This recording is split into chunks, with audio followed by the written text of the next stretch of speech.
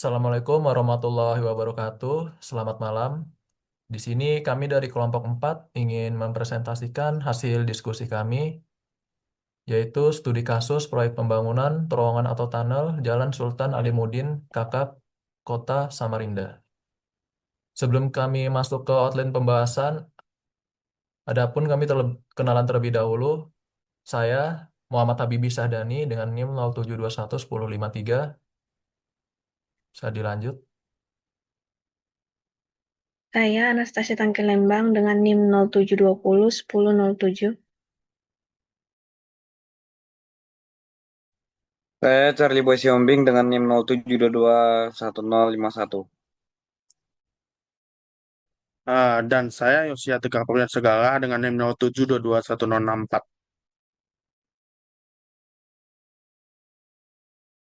Saya Ruli Lamtiar Lumbantoruan dengan NIM 07221078.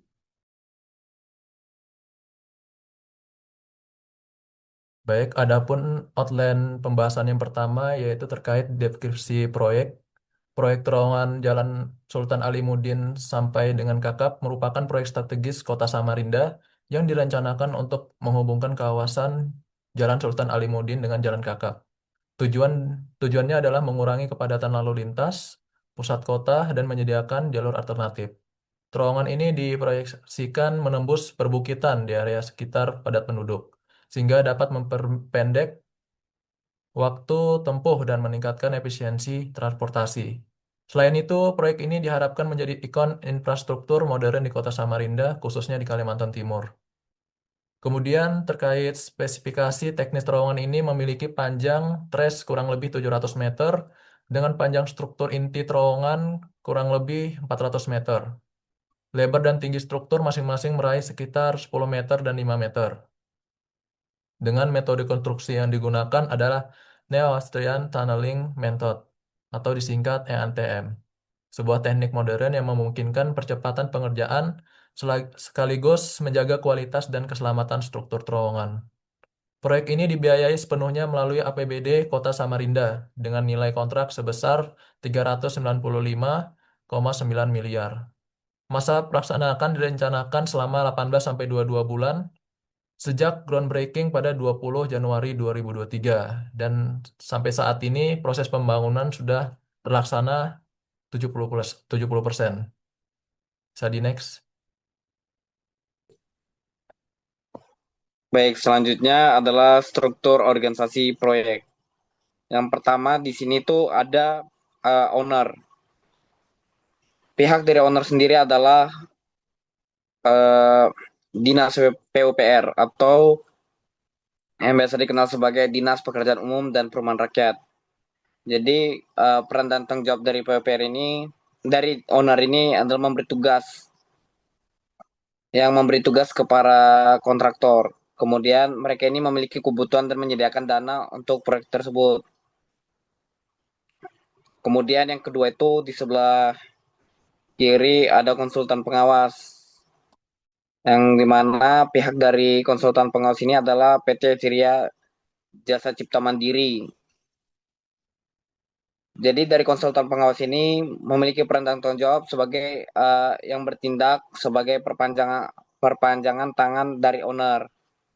Tugas mereka itu memastikan kalau proyek itu berjalan sesuai dengan perencanaan yang sudah direncanakan, kemudian sesuai dengan spesifikasi teknis, terus sesuai dengan jadwal dan memiliki anggaran yang telah disetujui. Kemudian di sini ada kontraktor pelaksana. Jadi dari kontraktor pelaksana ini adalah pihak dari kontraktor pelaksananya adalah PT PP Persero. Nah, jadi PT PP Persero itu adalah sebuah badan usaha milik negara atau BUMN konstruksi yang bisa dibilang cukup terkenal di Indonesia. Kemudian peran dan tanggung jawab dari kontraktor pelaksana ini itu pihak yang tunjuk owner biasanya dari proses tender. Jadi untuk melaksanakan pekerjaan fisik proyek secara keseluruhan itu berdasarkan kontrak yang disepakati. Jadi mereka yang bertanggung jawab atas itu, kayak dari pelaksanaan, mutu, waktu, dan biaya dari konstruksi. Kemudian itu ada manajer proyek. Manajer proyek juga itu dari PT PP Persero.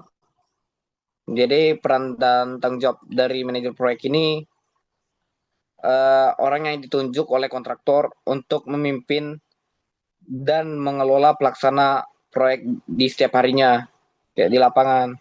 Tugasnya itu kayak perencanaan, pengorganisasian, pengarahan, sama pengalian semua SDM dan material, alat, kayak gitu. Kemudian ada tim teknik. Uh, Pihak dari tim teknik ini juga itu dari PT Persero Tbk.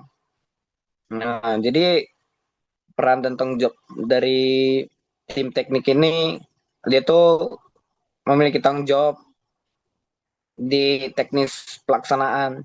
Jadi tugasnya itu kayak menyiapkan soft drawing, perhitungan teknik, kemudian metode kerjanya itu gimana, metode pelaksanaannya kayak gitu kan, kemudian pengendalian kualitas, QA atau QC, sama memecahkan masalah teknis kalau ada masalah yang muncul di lapangan nanti. Kemudian yang terakhir itu ada tim pendukung. Nah, jadi tim pendukungnya itu ada di PT Artanusa Beton. Jadi peran sama tanggung jawabnya itu dia itu pihak yang didaulang oleh kontraktor utama kayak PT PP Persero tadi untuk melaksanakan bagian tertentu dari proyek. Jadi sesuai dengan namanya, perusahaan ini itu subkontraktor spesialis. Biasanya menangani pekerjaan beton kayak pengecoran, penyediaan ready mix, atau pekerjaan beton, plat cetak. Nah, jadi mereka bertanggung jawab itu ke kontraktor utama, nggak langsung ke owner. Next.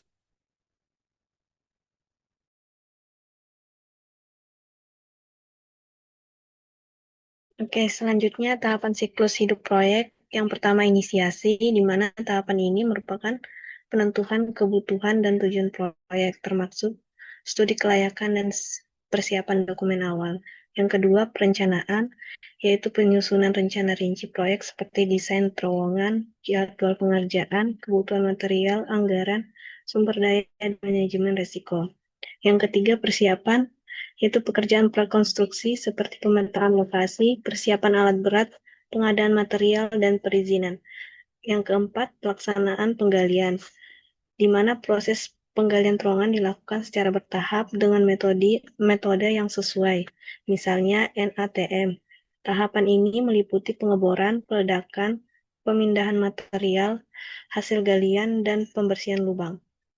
Yang kelima, pemasangan penyangga sementara, yaitu pemasangan roadblock, wire mesh, shotcrete, dan steel support untuk menjaga stabilitas terowongan dan mencegah keruntuhan. Yang keenam, pengecoran dan finishing, yaitu kegiatan pembuatan lapisan beton penutup atau lining pada dinding dan atap untuk penguatan permanen serta finishing teknis lain. Yang ketujuh, pemantauan dan pengendalian, pengawasan kualitas pekerjaan, keselamatan kerja, jadwal, dan pengelolaan resiko selama konstruksi berlangsung.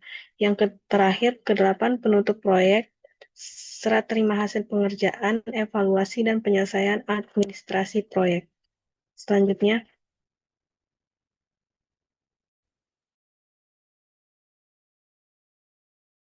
Oke.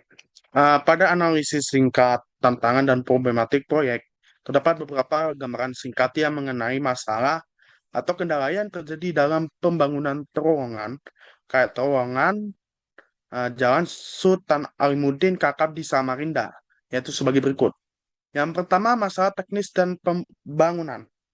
Metode konstruksi terowongan atau NATM memerlukan keahlian tinggi dan pengawasan ketat agar struktur terowongan aman dan stabil selama dan setelah pengerjaan.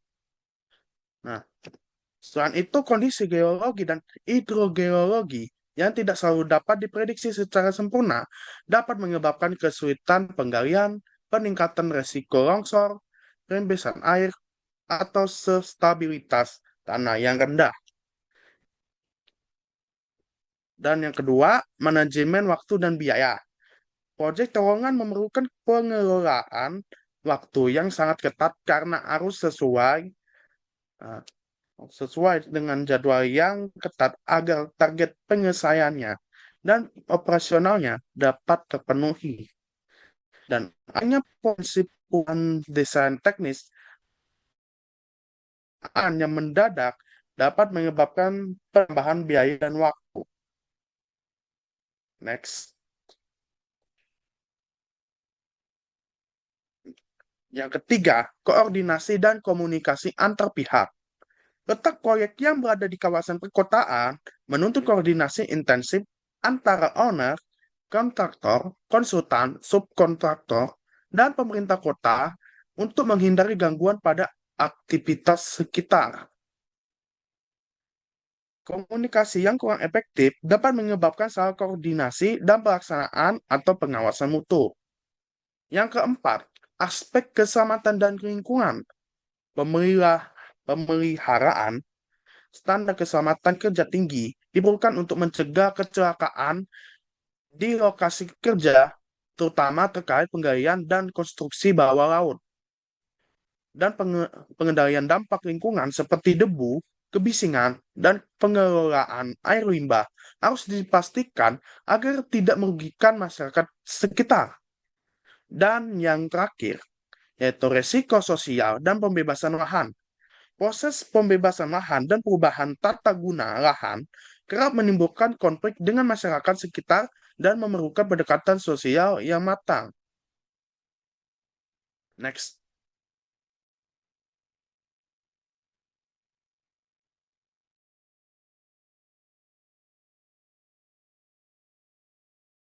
Kesimpulan yang dapat kami ambil dari proyek terowongan Jalan Sultan Alimuddin Kakap adalah proyek konstruksi infrastruktur strategi dengan pelaksanaan yang melibatkan sejumlah pihak utama seperti pemerintah kota sebagai owner, PT PP sebagai kontraktor pelaksana bersama tim teknik dan pendukung, serta konsultan pengawas. Siklus hidup proyek meliputi inisiasi, perencanaan, persiapan, pelaksanaan, penggalian, pemasangan penyangga, pengecoran, pemantauan, dan penutupan proyek.